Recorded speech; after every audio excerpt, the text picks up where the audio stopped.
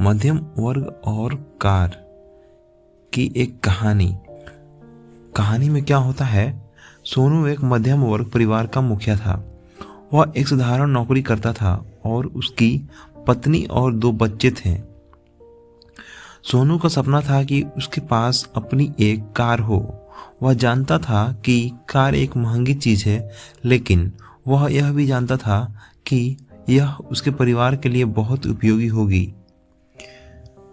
एक दिन सोनू ने अपनी पत्नी से बात की और बताया कि वह कार खरीदना चाहता है। उसकी पत्नी ने भी सहमति जताई, लेकिन उन्होंने यह भी कहा कि उन्हें बहुत सावधानी से फैसला लेना होगा।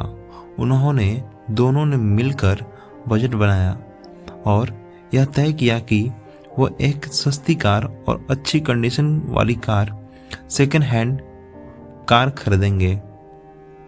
सोनू और उसकी पत्नी ने कई दिनों तक इंटरनेट पर आसपास के डीलरों से कार के बारे में जानकारी इकट्ठा की।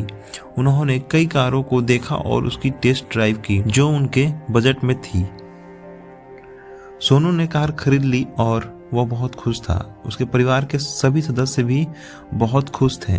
कार उनके लिए बहुत उपयोगी थी। वे अब आसानी से कहीं भी जा सकते थे, बच्चे को स्कूल ले जाना हो या लाना हो।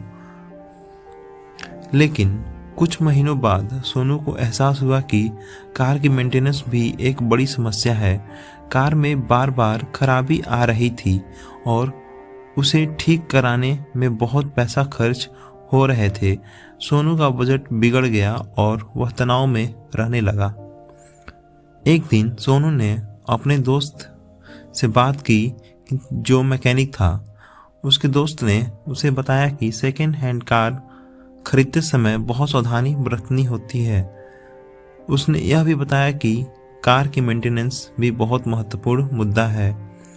सोनू ने अपने दोस्त की बात समझी और उसने फैसला किया कि वह अब से ज़्यादा सावधानी से कार चलाएगा और उसकी मेंटेनेंस का भी ध्यान रखेगा।